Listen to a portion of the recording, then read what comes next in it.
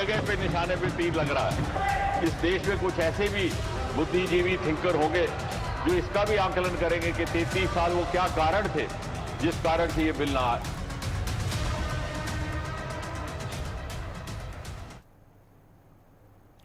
नमस्कार, हरियाणा न्यूज देख रहे हैं आप और मैं हूं आपके साथ हितेंद्र। हमारे खास कार्यक्रम मुद्दा में आप सभी का स्वागत है।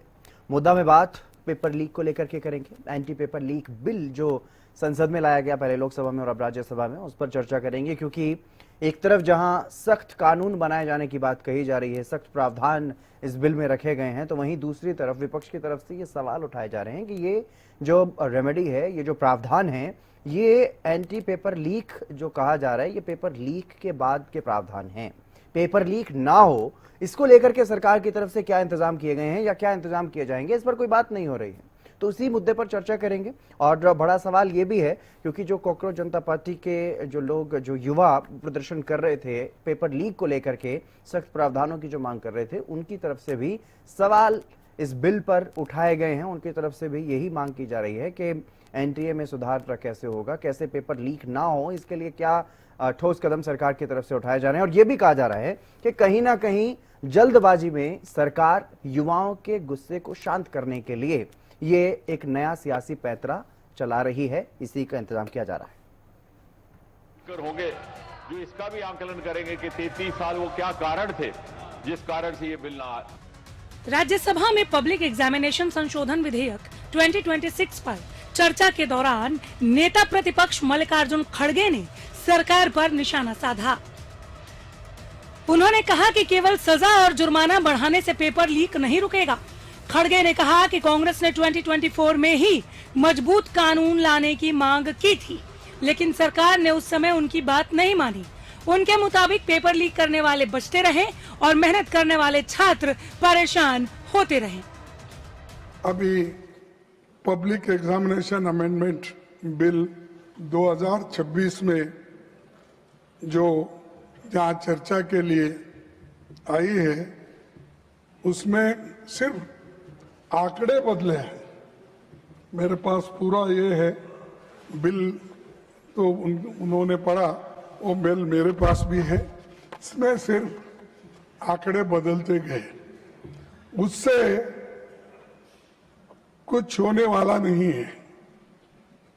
ज्यादा जुर्माना, कड़ी सजा, special task force, fast track courts जैसे प्रावधान आपने इसमें रखा है, इससे कुछ फर्क पड़ने वाला नहीं। फर्क इससे पड़ेगा आप किस ढंग से इस एग्जामिनेशन को लेके चलेंगे। वहीं केंद्रीय मंत्री डॉक्टर जितेंद्र सिंह ने विधेयक पेश करते हुए कहा कि विपक्ष की प्रतिक्रिया से साफ है कि वो 2024 के कानून और मौजूदा संशोधन की आवश्यकता को स्वीकार कर रहा है।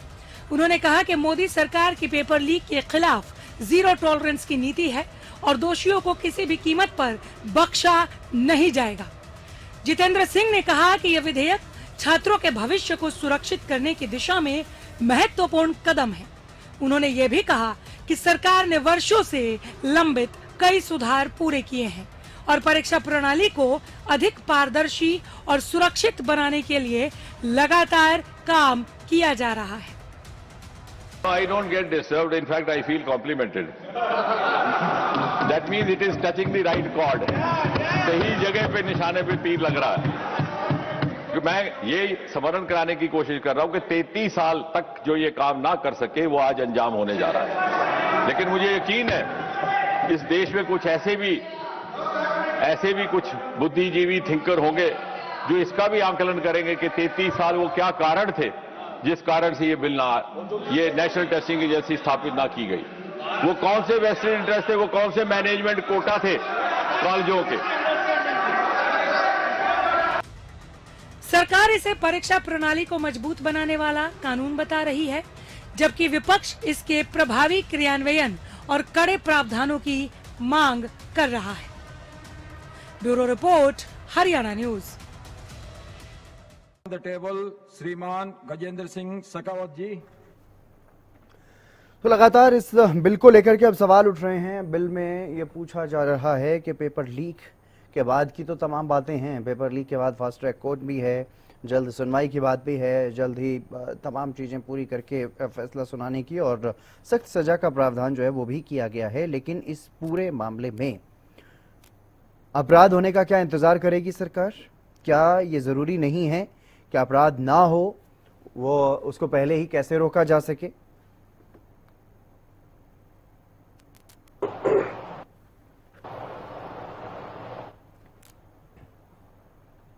और इसी मुद्दे पर चर्चा करेंगे। मेरे साथ कुछ खास मेहमान भी जुड़ गए हैं, आपसे परिचय करवा देते हैं। राजकुमार कटारिया जी, प्रवक्ता भारतीय जनता पार्टी की तरफ से हमारे साथ जुड़ चुके हैं। साहिलदीप पासवान जी, इनेलो प्रवक्ता, और पृथ्वीराज भट्ट, कांग्रेस प्रवक्ता भी हमारे साथ जुड़ेंगे, और वरिष्ठ पत्रकार राजेंद्र जादव जी भी हमारे साथ जुड़ेंगे। आप सभी मेहमानों का स्वागत। सबसे पहले मैं शुरुआत आपसे करता हूँ राजकुमार कटारिया जी, क्योंकि एंटी पेपर लीक बिल जिसको लेकर के चर्चा चल रही है लगातार, जिस तरीके से सीजेपी का जो आंदोलन चल रहा था उसके बाद खुद प्रधानमंत्री सामने आए, एक वीडियो उन्होंने बनाया, उसमें कहा कि एक सख्त कानून लेकर के आ रहे हैं। उसके बाद से लगातार इस बिल पर चर्चा चल रही है।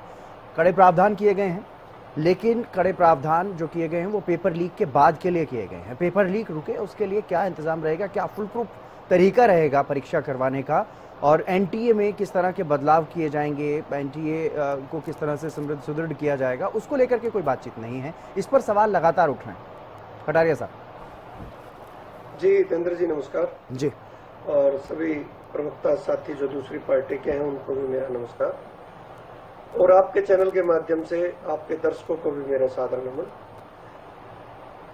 देखिए हितेंद्र जी, ये जो समस्या है पेपर लीक की, इसमें कोई शक नहीं है कि इसमें कोई प्रदेश छूटा नहीं है। पूरे देश के अंदर इस तरीके की घटनाएं हुई है।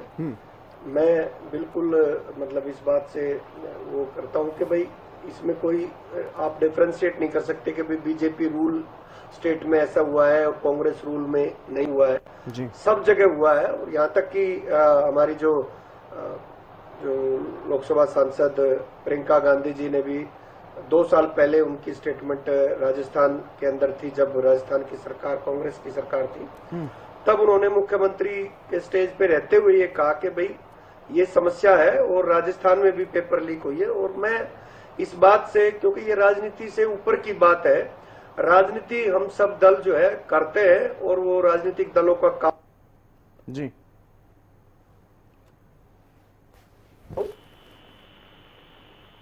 जी जरूरी है कि जो शायद ये चला गया, हाँ, जरूरी है कि जो ये मुद्दा है इसको हम समझे कि ये पूरे देश की समस्या है। और जिस तरीके का प्रदर्शन युवाओं का हुआ जंतर मंतर पे जी, और प्रधानमंत्री जी ने स्वयं आकर के कैमरे पे कहा कि हम जो है एक फुल प्रूफ सिस्टम बनाएंगे, और सरकार की ये प्रतिबद्धता है कि हम जो है एक ऐसा सिस्टम बनाएं जिसमें पेपर लीक होने की कोई संभावना नहीं रहे, और अगर कोई इस तरीके की जरूरत करेगा तो उसको कड़ी से कड़ी सजा जल्द से जल्द समय में मिले, उसके लिए सरकार प्रयासरत है। और जो कमिटमेंट दिया गया, जो स्टूडेंट्स के प्रतिनिधि थे जिनके माध्यम से एक टेबल पे बैठ के बात हुई प्रदर्शन के दौरान, तो उस कमिटमेंट को पूरा किया। और विद इन 1 वीक जो जिस तरीके से एक बिल लाया गया और कड़ी सजा का जिसमें प्रावधान है, फास्ट ट्रैक कोर्ट जो बना भी दी गई है,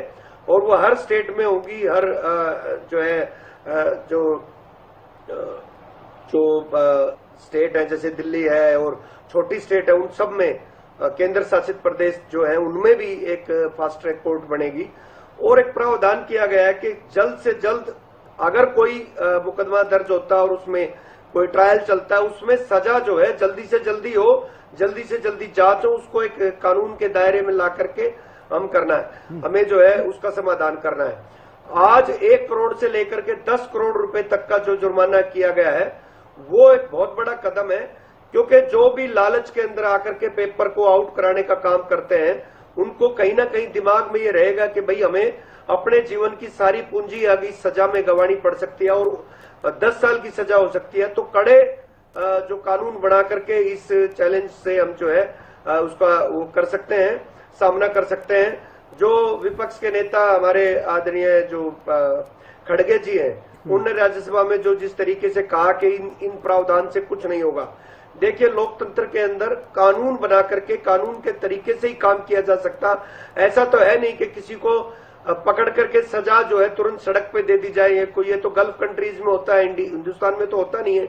एक स्वस्थ लोकतंत्र में एक लोकतांत्रिक प्रक्रिया के तहत कानून का राज के अंदर कानून के द्वारा ही सजा दी जा सकती है और कानून बनाने का काम सरकारों का होता है। तो आज हमें सभी मतभेद को बुला करके राजनीतिक दलों को एक मंच पे आना चाहिए और एक अच्छा कानून बन के आए और हम जो है जल्द से जल्द जो है इस तरीके के जो एलिमेंट जो पिछले दरवाजे से पैसा कमाने के चक्कर में इस तरीके का पेपर लीक करते हैं, उसके लिए एक नजीर पेश हो और हम सब जो है राजनीतिक दलों को एक मंच पे आकर के सर्वसम्मति से, हाँ, मैं मानता हूं कि विपक्षी दलों को सुझाव देने चाहिए। अगर इसमें कोई और कमी है तो वो इसके अंदर लोकसभा और राज्यसभा में बैठ करके सलाह देनी चाहिए, ना कि सड़क पे सलाह देनी चाहिए। तो अराजकता की स्थिति विपक्ष ना फैलाए और कानून का राज बना रहे हिंदुस्तान में और कानून की सब पालना करते रहे। अगर इस कानून में भी कोई ढील रह जाएगी तो आगे और फिर रास्ते खुलेंगे और कोई सलाह आएगी तो उससे उस पर भी किया जा सकता। लेकिन ये कहना कि इससे कुछ नहीं होगा, ये मैं मानता हूं कि ये खड़गे जी का बयान ठीक नहीं है कि भाई ये कहें कि इससे कुछ नहीं होगा। इसी से सब कुछ होगा और सजगता से होगा।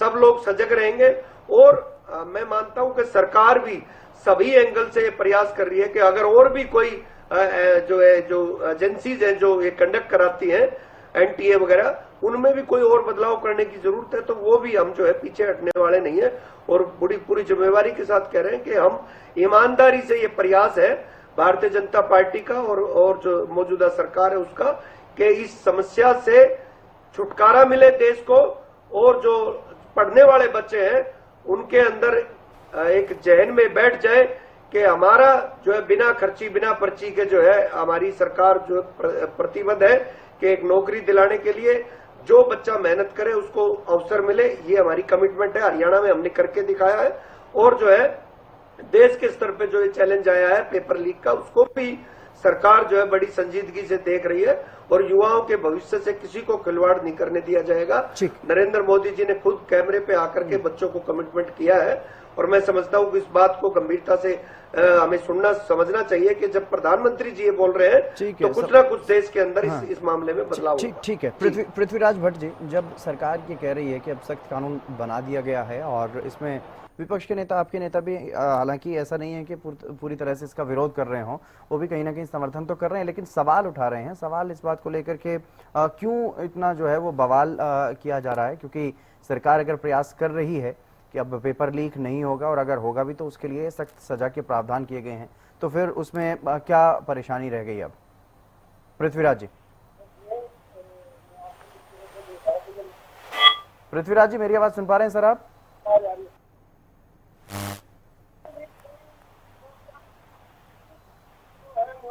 पृथ्वीराज जी, मेरी आवाज शायद मेरी आवाज आप तक नहीं पहुंच पा रही है। फिर से जुड़ने की कोशिश करूंगा ताकि आपकी आवाज हमें भी मिल पाए और आपको भी हमारी आवाज सही तरीके से मिल पाए। साहिलदीप कासवान जी, मैं आपके पास आऊंगा। जो सदन में देखने को मिल रहा है पिछले 2-3 दिनों में, हालांकि मानसून सत्र के पहले दिन से ही ये देखने को मिल रहा है, काफी हंगामा चल रहा है पेपर लीक के मसले को लेकर के। पहले आंदोलन को लेकर के चला, जो जंतर मंतर पर आंदोलन चल रहा था उसमें इस्तीफा हुआ, उसके बाद जिस तरह से सरकार की तरफ से कदम उठाए जा रहे हैं, क्या जल्दबाजी कर रही है सरकार ताकि युवाओं के गुस्से को शांत किया जा सके, युवाओं में अपनी पकड़ को, युवाओं को रिझाया जा सके, युवाओं में अपनी पकड़ को मजबूत किया जा सके? क्या उस दिशा में कहीं जल्दबाजी में नजर आ रही है सरकार, या वाकई ये जो कदम उठाए जा रहे हैं, ये पेपर लीक वाला जो मसला है उससे निजात मिल पाएगी?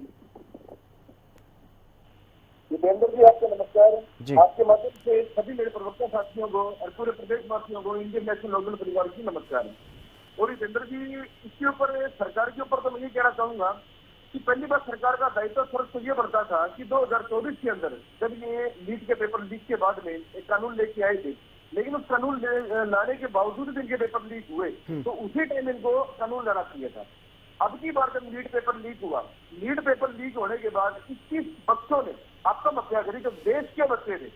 प्रधानमंत्री जी को संज्ञान में लेनी चाहिए थी, गृह मंत्री जी को संज्ञान में लेनी चाहिए थी, शिक्षा मंत्री को संज्ञान में लेनी चाहिए थी, लेकिन उसके बाद भी इनके कान पे जू तक नहीं रहेगी। जब बाद में स्टूडेंट वहां धरने के ऊपर बैठे, इनको 20 दिन तक तो यूं था कि कुछ स्टूडेंट्स बैठे हैं वो क्या कर लेंगे, लेकिन जिस समय पूरे हिंदुस्तान का युवा छात्र उठा और उठ के वहां जाके इस तानाशाही के खिलाफ आंख मिलाई, उसके बाद में सरकार घबराई और घबराने के बाद में धर्मेंद्र प्रधान का इस्तीफा इन्होंने करवाया, बल्कि प्रधानमंत्री तक का इस्तीफा होता अगर धर्मेंद्र प्रधान का इस्तीफा ना करवाते तो। दूसरा, सिर्फ ये बच्चों को दिखाने वाली बात है। सबसे पहली बात जितेंद्र जी, कोई भी नया कानून आता है तो उस कानून की हमें कमियां आज नहीं गिनवा सकते, ये भविष्य गर्भ के अंदर है। तो आज इस कानून का हम स्वागत करते हैं और हम ये उम्मीद करते हैं कि वो कानून बढ़िया कानून आएगा, लेकिन इसमें सरकार की कमी है। इसमें सरकार ने कानून को और संशोधन करना चाहिए था और एक चीज और कहनी चाहिए थी, जो भी शिक्षा मंत्री होएगा और जो भी एजुकेशन सेक्रेटरी होएगा, चाहे प्रदेश का हो, चाहे देश का हो, चाहे केंद्र का हो, उनको भी इस्तीफा देना चाहिएगा। तब हम कहते कि एक ऐसा कानून केंद्र सरकार लेके आई है जो पेपर लीक माफिया को पटकने देने का काम करेगा। ये सिर्फ बच्चों को दिखाने के लिए लेके आए हैं। अगर इनका भविष्य हम देखते हैं, एक पेपर लीक की बात नहीं है। जैसे हमारे साथी जी ने बताया, कटारिया साहब ने, मैं आपकी बात को समर्थन करता हूँ। हर सरकार के अंदर पेपर लीक हुए हैं। हम कहते हैं कई बार सरकार के पक्ष से बाहर हो जाती है, हमें पता नहीं लगता पेपर लीक हो जाते हैं, लेकिन एक बार करें वो गलती होती है, 2 बार करें उसको भी हम गलती मान लेंगे। 12 साल में 70 गलतियां आप लोगों ने करी है, 70 बार पेपर लीक हुए, आज तक आप कानून क्यों नहीं लेके आए? तो आज आप कानून लेके आए हो, इसमें भी आपको संशोधन करने की जरूरत है। इसके अंदर भी आप संशोधन करो और आप ये कहो तो भी शिक्षा इस्तीफा होगा। तो प्रदेश का भी बीजेपी की बार बार कहती है कि पंजाब के अंदर जो पेपर लीक हुए हैं उसमें इस्तीफा नहीं लग रहे, होना चाहिए। पंजाब के अंदर भी होना चाहिए, केंद्र के अंदर भी होना चाहिए, हर प्रदेश में होना चाहिए, केंद्र की तरह होना चाहिए। जब तक हम जाएंगे बच्चों के अंदर भला करना चाहते हैं, तो सिर्फ और सिर्फ आपकी पार्टी झूले पद्धति पार्टी की है, तो 2 करोड़ सालाना रोजगार का वायदा करके 12 साल में 50 लाख रोजगार भी देते हैं। जी, पृथ्वीराज भट्ट जी भी हमारे साथ फिर से जुड़ चुके हैं। पृथ्वीराज जी, मेरी आवाज सुन पा रहे हैं सर आप? सर आ रही आवाज आपकी? जी जी, जब इतना सख्त कानून सरकार ले आई है सर, और चर्चा भी उस पर काफी लंबे समय तक लोकसभा में भी चली और राज्यसभा में भी चली, तो उस पर इतना बवाल क्यों है? क्या परेशानी अब कांग्रेस को इस कानून में नजर आ रही है, इस बिल में नजर आ रही है? अभी तक ये देखिए जी, हमें इसमें कोई एतराज नहीं है, इस बिल का हम समर्थन करते हैं, ऐसा होना भी चाहिए जी। मगर ये देखिए इन्होंने किया कब है, जब पूरा हिंदुस्तान के जितने भी नौजवान सड़कों पर आके जंतर मंतर पर आकर के उन्होंने अपनी आवाज को बुलंद किया, तब इन लोगों को ये होश में आया कि ऐसा प्रावधान करके हमें एक बिल लेकर आना चाहिए जो बच्चों के पक्ष में हो। देखिए नीट पेपर एक नीट पेपर का मामला नहीं है, इससे हमारे हिंदुस्तान के जो करोड़ों बच्चे उनके सपने जुड़े होते हैं और उनके सपनों के साथ साथ माँ बाप का विश्वास जुड़ा होता है। जो बच्चा 3, 4, 5 साल के अंदर मेहनत कर करके नीट पेपर की तैयारी करता है और ये बड़े बड़े उनमें जाकर के पैसा खर्च करता है और नीट पेपर देने के लिए आता है, उसमें तो उसको पता लगता है नीट पेपर ये अपना लीक हो गया है। तो ये सोचिए उन बच्चों के दिल पर क्या गुजरती है। उसके साथ साथ जो उसकी फैमिली, उसका परिवार होता है, माँ बाप जिन्होंने उसके ऊपर अपने टूम गहने जमीन गिरवे सभी रख करके उसके ऊपर लगाया होता है, उनके दिल पर क्या गुजरती है। मैं ये कहता हूँ ये कोई भी बिल लेके आई है संसद में, हम उसका समर्थन करते हैं, लेकिन हमें ये बताइए जो 30 बच्चों ने इस नीट पेपर के लिए वहां पर अपनी जान दी है, उसकी जिम्मेवारी कौन लेगा? हमारे गृह मंत्री इसकी जिम्मेवारी लेते हैं? हम तो इसके पक्ष में है भाई। जो जिन बच्चों के साथ इतना जुल्म हुआ है वहां पर, हमारी बेटी के साथ वहां पर पुलिस वालों ने क्या क्या किया है, वो लोग किसके थे? कोई हमारे नीट पेपर में जो बच्चों ने अपना प्रदर्शन कर रहे थे वो कोई पाकिस्तान के बच्चे नहीं थे, वो कोई बांग्लादेश के बच्चे नहीं थे, वो हमारे हिंदुस्तान के बच्चे थे। उनका मूलभूत अधिकार है अपनी आवाज को बुलंद करने का, आवाज उठाने का। लेकिन आज उन बच्चों के साथ क्या किया जा रहा है? कांग्रेस पार्टी के साथ उन्होंने ये फैसला किया कि सभी बच्चों के वापस ले लिए जाएंगे, मगर देखिए आप उन बच्चों को ढूंढ ढूंढ के टारगेट किया जा रहा है। तो आप ये सोचिए ये सरकार कितनी संवेदनशील है।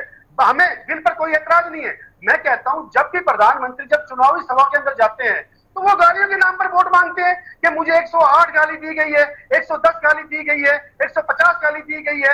ये तो उसको भी राजनीति बनाते हैं।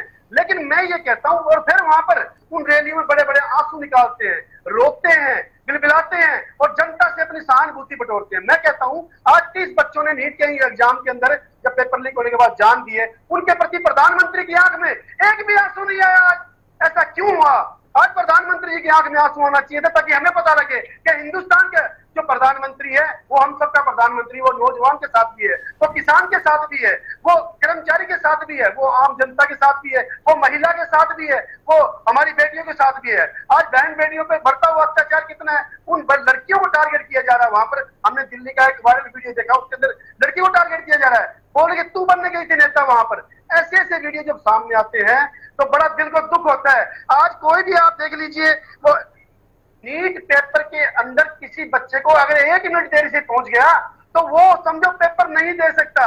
तो आप ये सोचिए 5 साल के अंदर जो बच्चा तैयारी करके नीट पेपर देने के लिए जाता है, 1 मिनट वो कहीं पर देरी पे हो जाता है तो उसको पेपर नहीं दिया जाना चाहता। ये कहाँ का कानून है, ये भी उसमें डालिए। अगर कोई बच्चा किसी कारणवश लेट होता है तो उसको पेपर देने का अधिकार होना चाहिए। आज हमारे देश में पढ़ाई लिखाई की बात करें तो देशद्रोही, अगर रोजगार की बात करें तो धर्म विरोधी, अगर सुरक्षा की बात करें तो धर्म खतरे में है। और कोई छात्र अपनी आवाज उठाए तो माओवादी है, कोई आतंकवादी है। ऐसे ही इन्होंने किसानों को किया था। मैं तो ये कहना चाहता हूँ, हम इस बिल के बिल्कुल पक्ष में हैं।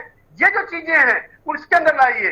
अगर कोई बच्चा लेट हो जाता है 1 मिनट या 2 मिनट किसी कारणवश से, उसको पेपर देने का अधिकार होना चाहिए। और कोई लोग अगर आवाज उठाते हैं तो उनको माओवादी, आतंकवादी, पाकिस्तानी, बांग्लादेशी नहीं कहना चाहिए। और जब अगर कोई पेपर लीक हो जाता है तो उस पेपर के कोई भी चीज हमारे हिंदुस्तान में गलत होती है तो उस डिपार्टमेंट के जो हमारे मंत्री बने होते हैं, शिक्षा मंत्री है या रेल मंत्री है, अगर रेलवे में गलती हो तो रेल मंत्री की जिम्मेवारी है। अगर किसी हिंदुस्तान के ऊपर खतरा होता है तो गृह मंत्री की जिम्मेवारी है उनकी। इनकी जिम्मेवारी भी तो उसमें तय कीजिए ना, ताकि हमें पता लगे। उनके साथ साथ अभी मानव संसद में बिल आ गया, पास हो गया, बहुत सख्त प्रावधान कर दिया, मगर उसकी निगरानी कौन करेगा बताइए? उसकी निगरानी करने के लिए भी तो कोई जिम्मेवार हो, सरकार की भी तो उसमें कोई जिम्मेवारी होनी चाहिए। वो कांग्रेस हो या बीजेपी हो, इसमें राजनीति नहीं होनी चाहिए। अगर उसका मंत्रालय जिसके पास है उसकी भी जिम्मेवारी तय करनी चाहिए। हम तो ये चाहते हैं। और बाकी राजनीति करने के लिए तो देखो, राजनीति पार्टी है, अगर हम बोलते हैं तो भी हम गलत हैं, अगर हम नहीं बोले तो क्या हिंदुस्तान के बच्चों को अकेला छोड़ दिया जाए? क्या हिंदुस्तान की जनता को अकेला छोड़ दिया जाए? हम विपक्ष में बैठे थे, मजबूत विपक्ष है हमारा, जनता ने हमें बिठाया है। तुम्हें अगर सिंहासन दिया तो विपक्ष ने हमें बैठाया है। वो इसलिए बैठाया है, जब भी जनता को हमारी आवाज की जरूरत पड़ेगी हम उनके साथ खड़े हैं, चाहे भले वो किसान है।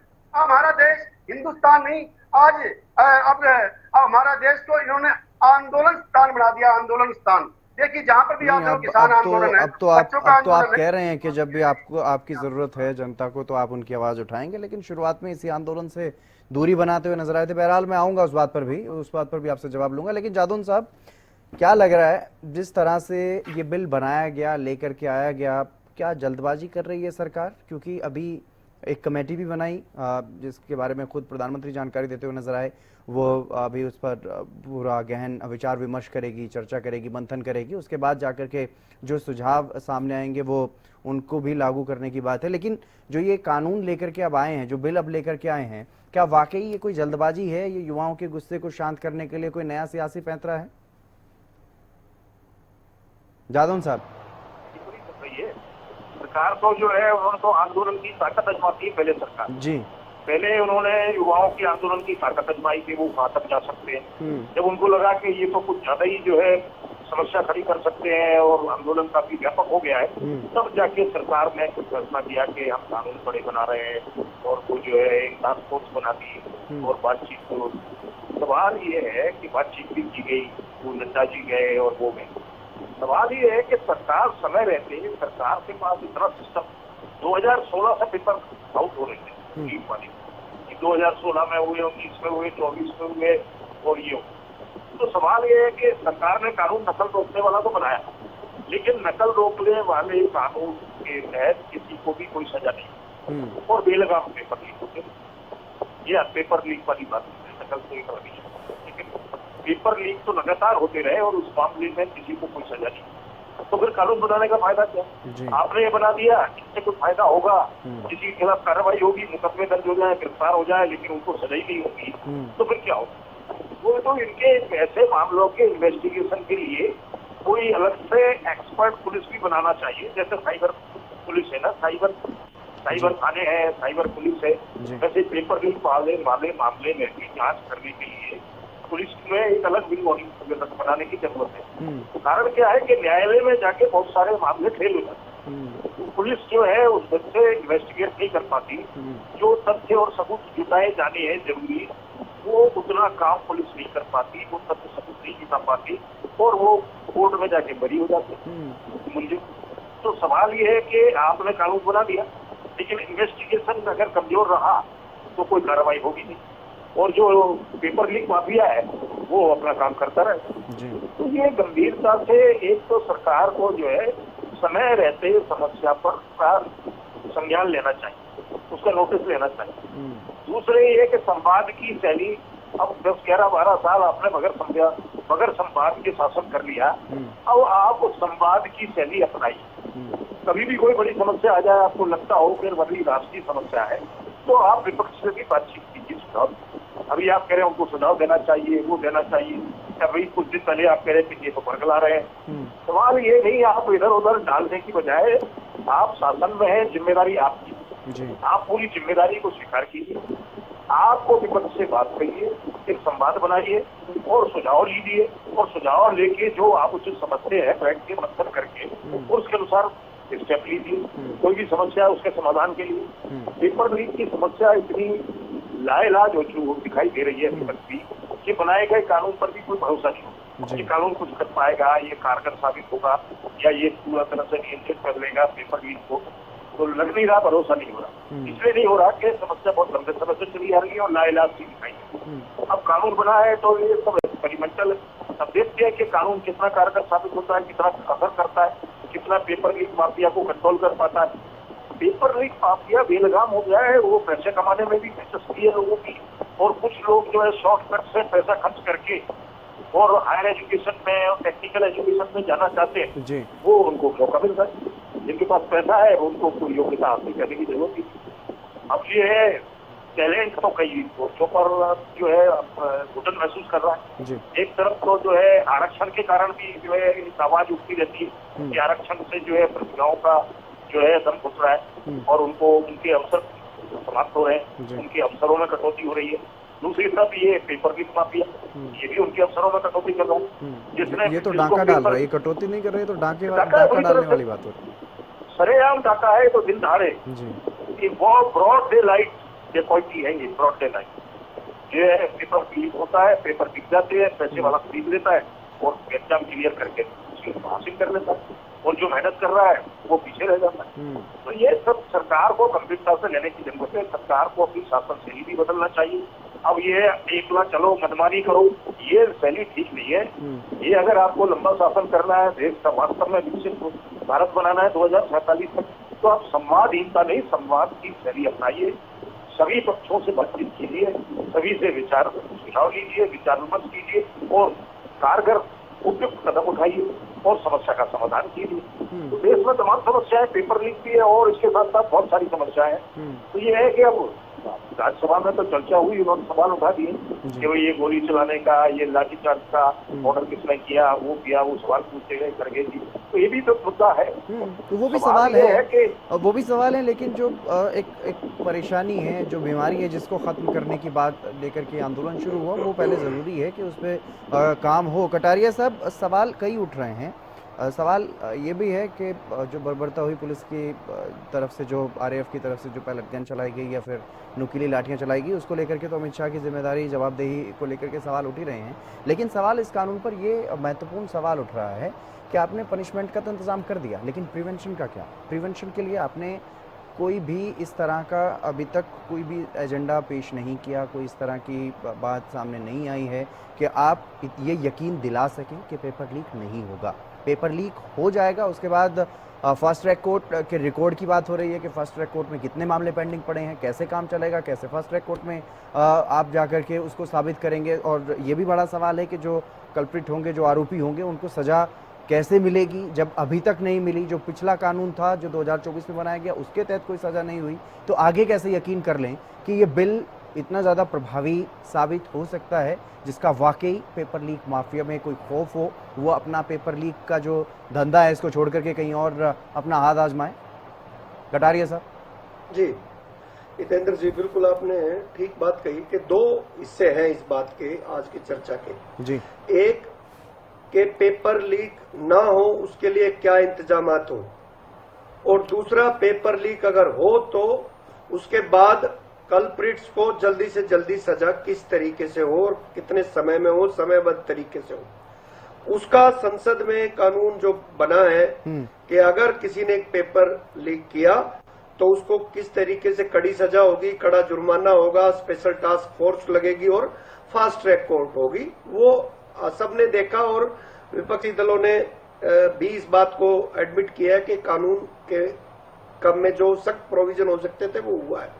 अब रही बात उससे पहले की कि पेपर कराने वाली जो व्यवस्था है वो किस तरीके से पेपर को सही तरीके से कराए और कहीं पे भी लैकुना ना हो ऐसा कि जिसमें पेपर लीक होने की संभावना हो। इसका लिए जो सबसे पहली चीज जो प्रधानमंत्री जी कर सकते थे कि एक हाई लेवल की 6 सदस्यों की कमेटी जो बनी है उसमें कोई पॉलिटिकल आदमी नहीं है, उसमें सब अपने अपने फील्ड के एक्सपर्ट्स हैं।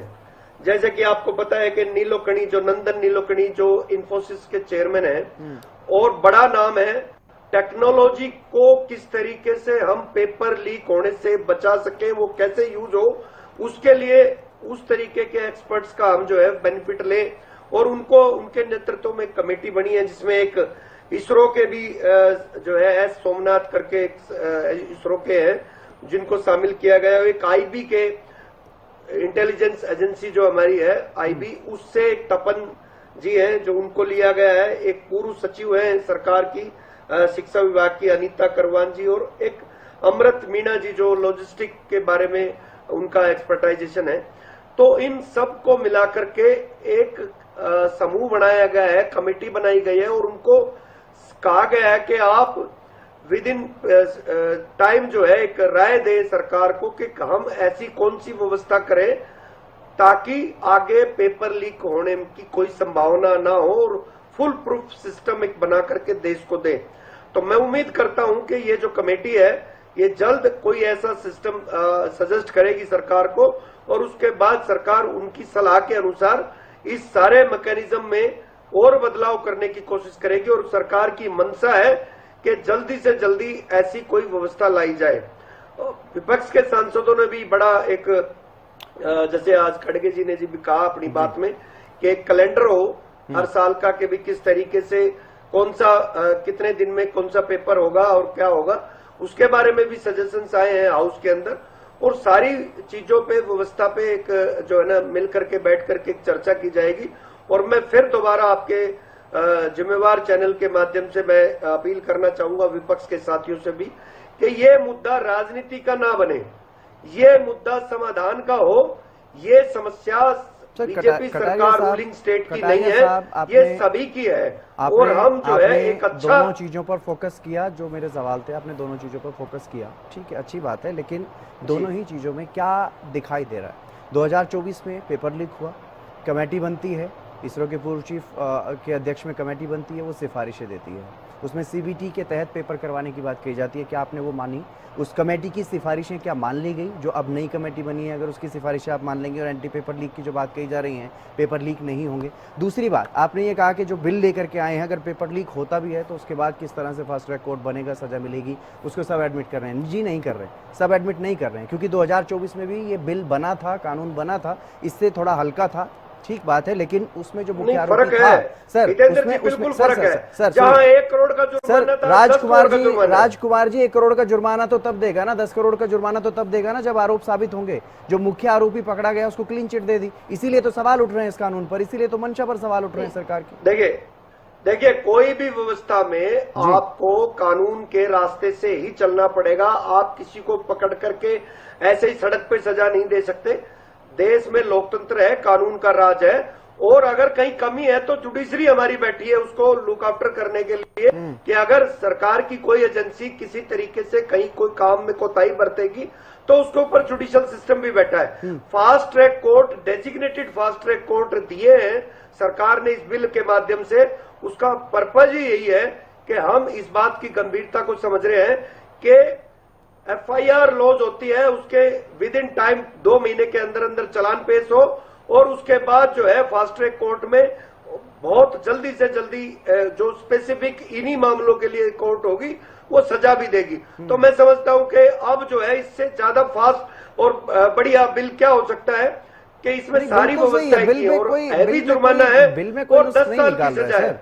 देखिए बिल के कोई भी कानून माना जा रहा है, उसके सारे बिल तो ठीक है, कानून तो ये भी ठीक था जो पहले था, लेकिन उसके आधार पर भी जब इस तरह से सजा ही नहीं मिलेगी, जब कोई मुख्य आरोपी बता करके पकड़ लिया जाता है, दिखा दिया जाता है कि जी हमने मुख्य आरोपी पकड़ लिया, लेकिन बाद में पता चलता है 2 साल बाद कि उसको तो क्लीन चिट मिल गई, तो कैसे ये भरोसा बनेगा सिस्टम पर? जी मैं हितेंद्र जी मैं बिल्कुल सहमत हूँ आपकी बात से। फास्ट ट्रैक कोर्ट बनाना यही पर्पज है कि लंबा ना खिंचे मामला और लंबा खिंच के कानून की पेचीदगियों का फायदा उठा करके एक्यूज जो है वो अपना दूसरे रास्ते से ना निकल जाए। तो ये पर्पज यही है कि अब जो है इसको फुल प्रूफ सिस्टम बनेगा।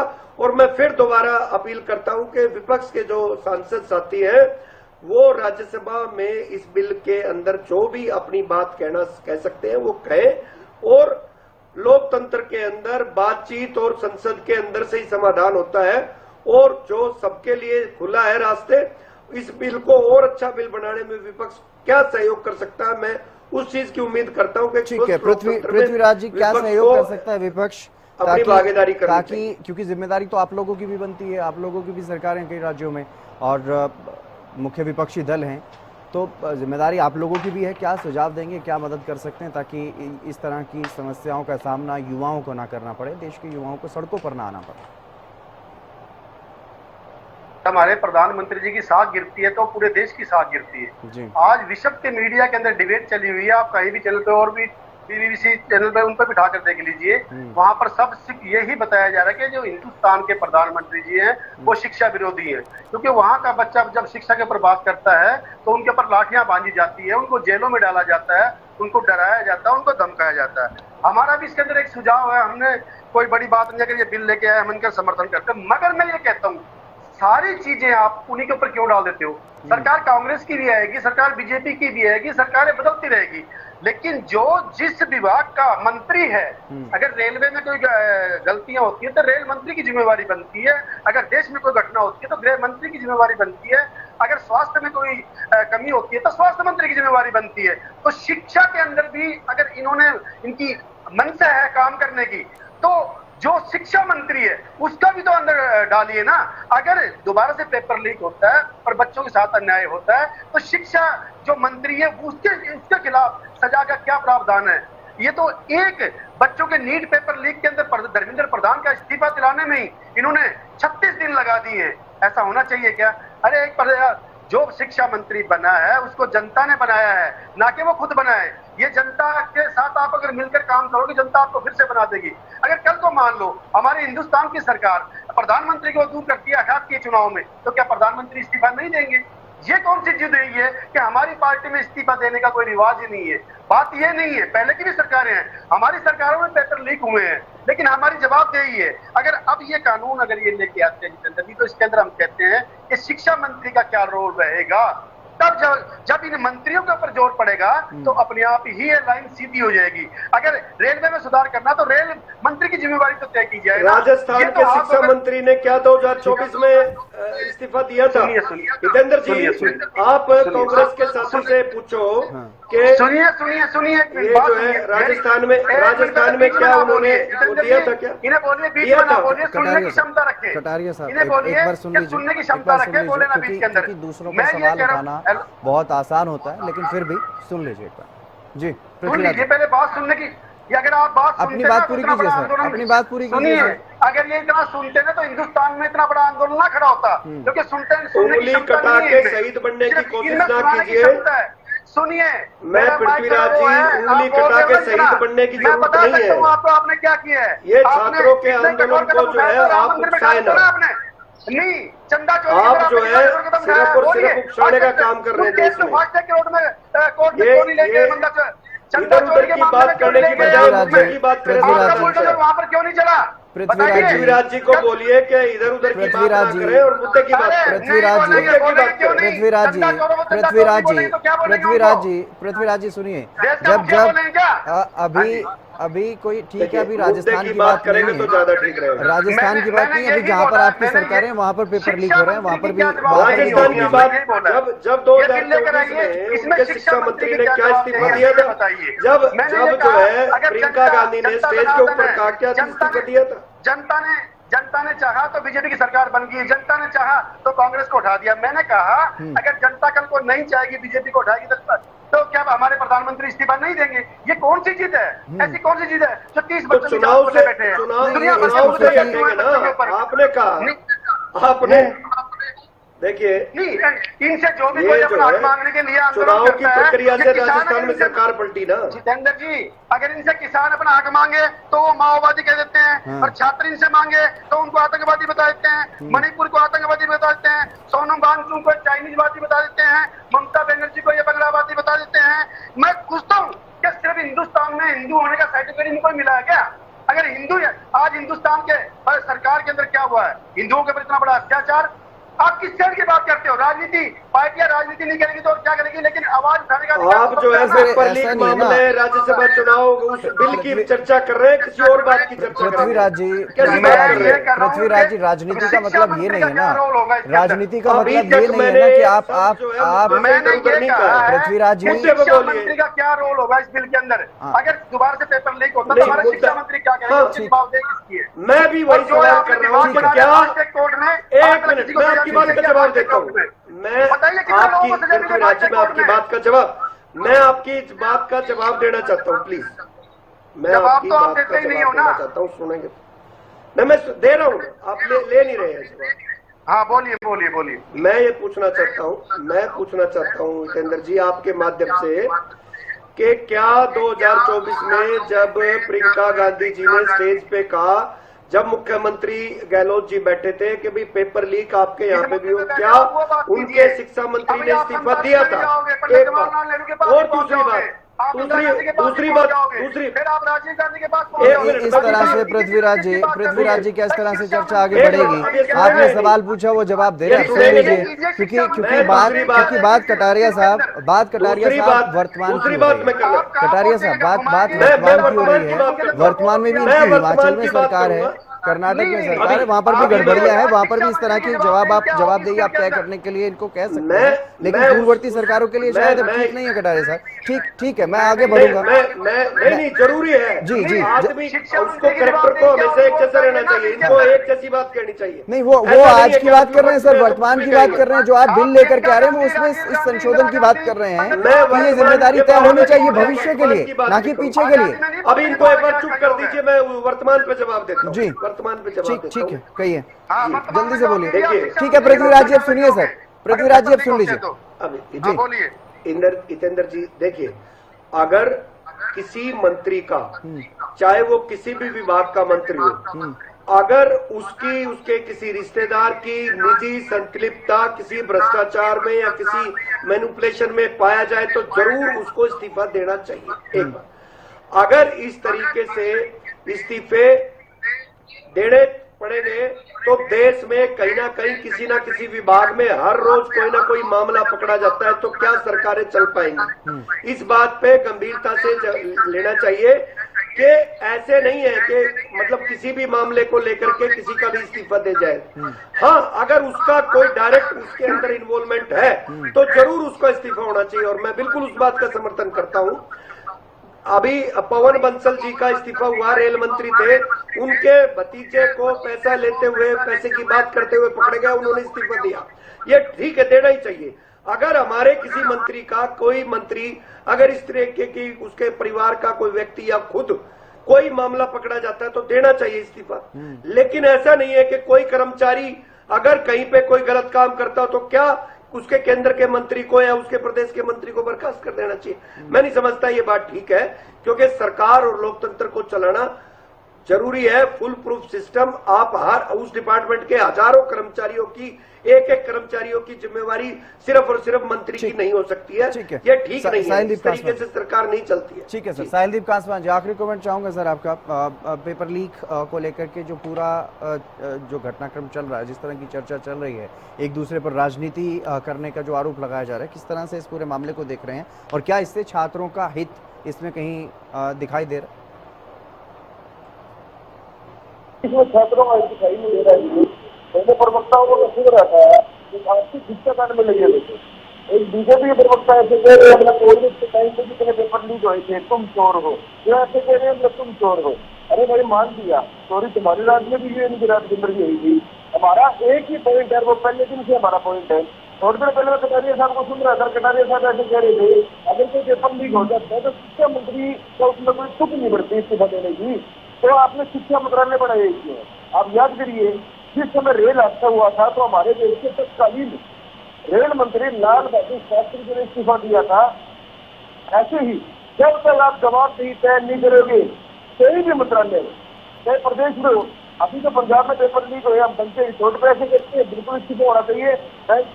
आम आदमी पार्टी का वो है, आम आदमी पार्टी को वहां पे जाके बड़ी बड़ी बातें करके आ रही थी, आज बिल्कुल क्योंकि उनके मंत्री, शिक्षा मंत्री पेपर लीक बच चुके। तो कांग्रेस बड़ी बड़ी बातें कर रही है, बिल्कुल आपकी बात ठीक है कि कांग्रेस के बाद में पेपर लीक हुए थे, इसलिए इस्तीफा दिया।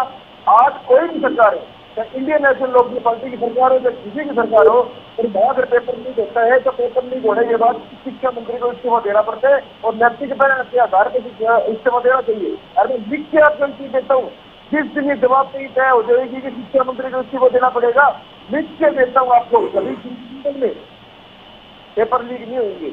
ये सब एक निजी बजट है, ये तार जुड़े होते हैं। क्या फर्क पड़ गया भाई? 2024 के अंदर है 45 में से 44 आदमी हो गए जिन्होंने पेपर लीक किया था, जमानत मिलती थी। मेन आदमी तो बड़ा बड़ी हो गया था, 1 करोड़ तो तुमने उसके भी देख किया, बता फर्क क्या पड़ गया इस चीज से? अब तुम्हें 10 करोड़ देती है। हमेशा राज्य को बताने के लिए कैसे कुर्बान होते हैं। राज्य की जवाबदेही क्या होनी चाहिए, शिक्षा मंत्री की जवाबदेही क्या होनी चाहिए, लिख के देखते कि पेपर लीक नहीं, तो आपस के अंदर इस पेपर लीक बिल का सम्मान करते हैं, बिल्कुल हम इसका स्वागत करते हैं, लेकिन साथ में सिर्फ संशोधन होना चाहिए, की तौर पर होना चाहिए और शिक्षा मंत्री के इस्तीफे के प्रावधान भी होना चाहिए। फिर जाके हम शंका ठोक के बात कहेंगे भाई केंद्र सरकार बहुत अच्छा बिल लेके आई। बिल्कुल जादौन साहब, क्या वाकई इस तरह का प्रावधान जो है वो हो जाना चाहिए इस बिल में कि अगर पेपर लीक की कोई इस तरह की घटना सामने आती है तो ये शिक्षा मंत्री की जवाबदेही होगी, उन्हें इस्तीफा देना होगा, जाना होगा? जादौन साहब चल रहा है इसमें ये है कि अगर मैं सरकार में हूँ तो मुझे इस्तीफा नहीं देना, और मैं विपक्ष में हो गया तो मैं इस्तीफा मांग भी सकता हूँ। इसमें जो है सभी टाल मटोल जिस तरह से जवाबदेही से मुकर रहे, सब जवाबदेही से बचना चाहते हैं और संवादहीनता भी अपनाना चाहते हैं, संवाद नहीं करना चाहते। तो दोनों दो फैक्टर बहुत जरूरी है इस समय राजनीति में जो गायब होते जा रहे हैं कि एक तो जवाबदेही होनी चाहिए और एक संवाद स्थापित होने चाहिए। सभी दलों के साथ संवाद हो, जो सरकार सत्ता में है, जो पार्टी, वो संवाद करे। और जहां जरूरत है, अगर मान लीजिए पेपर लीक लगातार हो रहे थे, ये कोई एक घटना नहीं थी कि भाई इस्तीफा मत मांगे, ये इस्तीफा इसलिए मांगा जा रहा था कि पेपर लीक लगातार हो रहे थे और सिस्टम ठीक नहीं कर पा रहे थे, ये आपकी लगातार विफलता थी। तो ऐसी स्थिति में अगर इस्तीफा मांगा जाता है तो जनता तो सांसद चुनती है, उनको पता नहीं होता कि आप शिक्षा मंत्री किसको बनाएंगे। हाँ, ये है कि प्रधानमंत्री पद का अगर प्रत्याशी घोषित होता है तो ये तो पता होता है कि ये नेता प्रधानमंत्री बनने जा रहे हैं, बाकी वो मंत्री किसको बनाएंगे इतने सांसदों में जिनको मेजोरिटी मिल गई, वो पता थोड़ी होता है कि जनता ने शिक्षा मंत्री को चुन लिया। जनता शिक्षा मंत्री डायरेक्ट नहीं चुनती, वो प्रधानमंत्री का परमाधिकार है, विशेषाधिकार है कि वो किसको बनाए सांसदों में से। वो जिसको चाहते हैं वो बना लेते हैं और बगैर सांसद के ही बना लेते हैं और 6 महीने में उनको चुनाव लड़वा देते हैं और जितवा देते हैं। सवाल ये है कि ये सिस्टम देश को चलाने के लिए जवाबदेही बहुत जरूरी है। आप ये टाल मटोल, वो कहीं हो गया तो हमारे समय तो ऐसे ही रहा, तो आपने कोई जवाबदेही नहीं की, और दूसरे के समय हो गया तो आप जवाबदेही की बात करने लगे। ऐसा नहीं होना चाहिए। सारा जो पॉलिटिकल सिस्टम है उसको जवाबदेही स्वीकार करनी चाहिए। ये यहाँ की जो भारत की राजनीतिक संस्कृति से जो जवाबदेही और संवाद की जो परंपरा थी वो गायब होती जा रही है, उसकी पुनर्बहाली बहुत जरूरी है। अगर मान लीजिए गलती इतनी सीरियस है, करप्शन का मैटर तो बड़ा घोटाला हो गया, तो फिर मंत्री को इस्तीफा देना ही चाहिए। और यूं तो रिश्वत के मामले पर रोजाना ही पकड़े जाते हैं, कई घोटाले पकड़े गए, अभी हरियाणा में पकड़े गए, तो काम है वो कोई मुख्यमंत्री ने किसी मंत्री ने इस्तीफा दिया। सवाल ये नहीं है, जहाँ सीरियसनेस भी देखी जाएगी कि अगर बड़ा घोटाला है तो वो भ्रष्टाचार का मामला है किसी के डिपार्टमेंट का, तो संबंधित मंत्री को इस्तीफा देना चाहिए। जब तक ये परंपरा नहीं आएगी तब तक ऐसे ही चलता रहेगा। और अदालतों में तो ये है कि पुलिस के इन्वेस्टिगेशन पर डिपेंड करता है, अदालत से संदेह का लाभ देके बरी कर देती है। आपने कानून बना दिया, पहले भी कानून बनाया था, पेपर लीक लगातार हो रहे थे, बताइए किसको सजा हुई? सजा नहीं हुई ना। अभी आपने कानून बना दिया, मुझे लगता है कि अगर इन्वेस्टिगेशन प्रॉपर नहीं होगा तो अदालत से संदेह का लाभ देके बरी कर देती और अदालतें भी जो है लटकाए रखती हैं लंबे समय तक। अब आपने फास्ट ट्रैक कोर्ट बना दिया, ठीक है, उसमें एक टाइम लिमिट होगी कि इतने समय में फैसला करना होगा, लेकिन उसमें प्रॉपर इन्वेस्टिगेशन की भी जरूरत है। इन तकनीकी बातों पर भी ज्यादा ध्यान देने की जरूरत है। और जो है ये चर्चा जो है ये सार्थक इस तरह से ही हो सकती है जब तकनीकी बातें जो तकनीकी पहलू है उनका सही ढंग से समाधान होगा, तभी जो है इस पर नियंत्रण हो पाएगा। टास्क फोर्स बनी है तो वो तकनीकी तौर पर किस तरह से क्या सिस्टम लेकर आती है ये देखने की बात होगी। हो सकता है कि वो इस तरह का सिस्टम लेकर आए कि गुंजाइश ही कम हो जाए और ये खत्म ही हो जाए पेपर लीक। तो ये सब देखने की बात है। चर्चा इसी बात पर है कि देश की संस्कृति में अभी संवादहीनता आ गई है और जवाबदेही गायब होती जाती है। जवाबदेही के लिए कोई तैयार नहीं, एक दूसरे की आलोचना करने के लिए तैयार है। सत्ता में जो है उसको विपक्ष की आलोचना करने को तैयार है, वो विपक्ष जब सत्ता में आ जाएगा तो वो उसी अपनी जिम्मेदारी जवाबदेही को खारिज कर देगा। तो ये परंपरा ठीक नहीं है। सभी को स्वीकार करना चाहिए कि हम अगर सत्ता में है और जनता एक भरोसे से चुनती है तो हमारी जवाबदेही है, ताकि स्वच्छ शासन हो, स्वच्छ व्यवस्था हो, स्वच्छ अच्छी शिक्षा पद्धति हो और स्वच्छ परीक्षा प्रणाली हो। ये बहुत जरूरी है। जब तक स्वच्छ परीक्षा प्रणाली नहीं होगी योग्यता गायब होती जाएगी और भ्रष्टाचार इतना व्याप्त हो जाएगा कि सब जगह जो है अव्यवस्था और निकम्मापन हावी हो जाएगा, बड़ा मुश्किल हो जाएगा। जी चलिए, बहुत शुक्रिया जादौन साहब, साहिल जी आपका भी शुक्रिया और पृथ्वीराज जी और राजकुमार कटारिया जी आपका भी बहुत बहुत शुक्रिया इस चर्चा में जुड़ने के लिए। तो पेपर लीक के मसले को लेकर के एंटी पेपर लीक बिल जो है वो मोदी सरकार की तरफ से ज़रूर लाया गया है, लेकिन अब उस पर सवाल उठ रहे हैं, सरकार की मंशा पर भी सवाल उठ रहे हैं कि सरकार क्या पेपर लीक के बाद ही जागेगी, क्या पेपर लीक के बाद ही कार्रवाई की जाएगी, क्यों पेपर लीक ना हो ऐसी व्यवस्था तैयार नहीं कर रही है सरकार। इस बात को लेकर के सवाल उठ रहे हैं, लेकिन देखना होगा आगे आगे सरकार की तरफ से क्या कुछ फैसले लिए जाएंगे, क्योंकि जहां टास्क फोर्स बनाने की बात है, कमेटी बनाने की बात है, तमाम अलग अलग स्तर पर सरकार की तरफ से कदम जरूर उठाए जा रहे हैं, लेकिन इसका फल क्या निकलेगा, इसका असर क्या निकलेगा बाद में जाकर के वो तो आने वाले समय में ही पता चलेगा। फिलहाल इस चर्चा में बस इतना ही। नमस्कार। जगह पे निशाने पे तीर लग रहा है। इस देश में कुछ ऐसे भी बुद्धिजीवी थिंकर होंगे जो इसका भी आकलन करेंगे कि 33 साल वो क्या कारण थे जिस कारण से ये बिल ना